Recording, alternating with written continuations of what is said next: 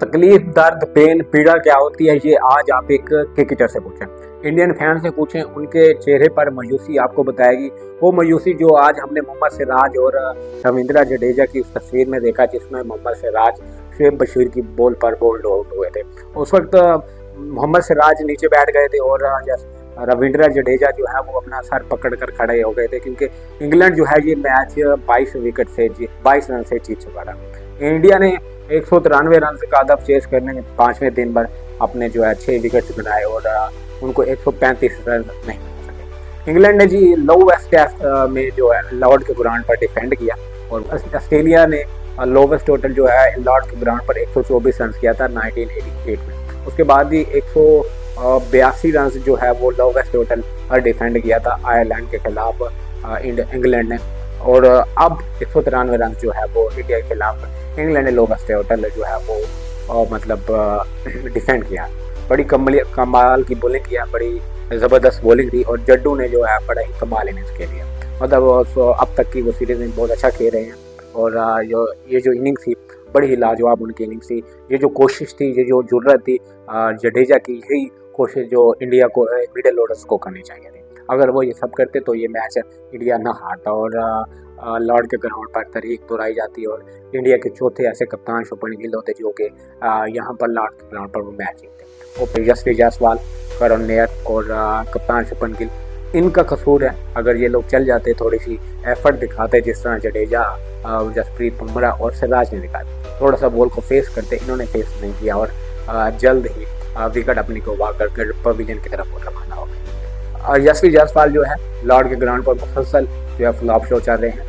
Dare Karun Nair, आप लोगों को पता होगा, उन्होंने एक पोस्ट की थी कि dare cricket please give me one chance.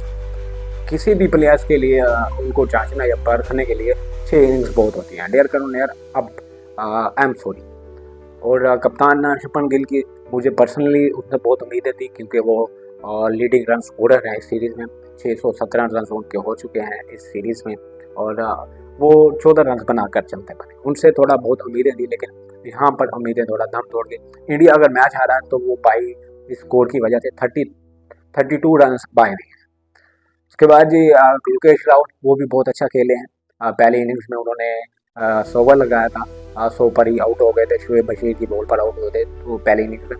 दूसरी में 39 रन बनाकर आया। जब 5वें दिन का खेल शुरू हुआ तो शुभमन गिल, ऋषभ पंत और राहुल दिन का आगाज करने आए थे और ऋषभ पंत जो है वो बड़ी ही जल्दबाजी में थे, वो बेस बॉल खेलने की कोशिश कर रहे थे और जोफ्रा आर्चर की बॉल पर वो बॉल और बॉल इतनी खतरनाक थी कि जज नहीं कर पाए, बॉल अंदर आया और वो बॉल होकर चलते बने। उसके बाद वाशिंगटन सुंदर, वो भी जब डे 4 ख़त्म हुआ था तो उस वक्त उन्होंने एक प्रेस कॉन्फ्रेंस कहने की कही थी। उसमें कहा था कि डेफिनेटली इंडिया विल विन और जोफ्रा आर्चर ने भी उस पर जब आउट किया तो उसके बाद एक ट्वीट की।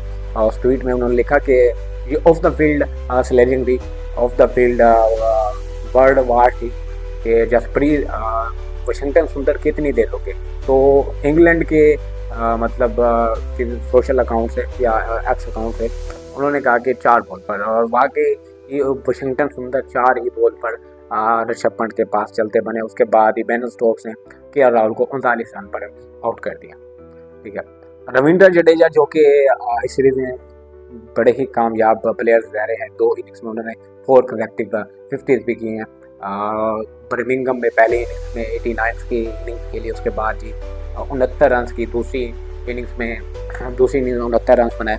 आज इस लॉर्ड के ग्राउंड पर पहली इनिंग्स में 72 रन की इनिंग्स खेली, आज फिर 161 बॉल पर 61 रन खेलकर, मतलब कमाल है, अपने आप में ही कमाल है। कि यशस्वी जायसवाल जो है 7 बॉल पर 0 बना गए। राहुल 58 बॉल पर 39 से 6 चौके उनके इनिंग्स में शामिल है। करुण नायर 33 बॉल पर 14 रन, 1 विकेट, 1 चौका उनकी इनिंग्स में शामिल है। शुभमन गिल 9 पर 6 रन बनाए हैं, 1 चौका उनकी इनिंग्स में शामिल था। आकाशदीप 11 बॉल पर 1 रन बनाया है, बेन स्टोक्स के हाथों वो बोल्ड हुए थे। ऋषभ पंत जो है 12 बॉल पर 9 रन बनाए, 2 चौके उनकी इनिंग्स में शामिल हैं।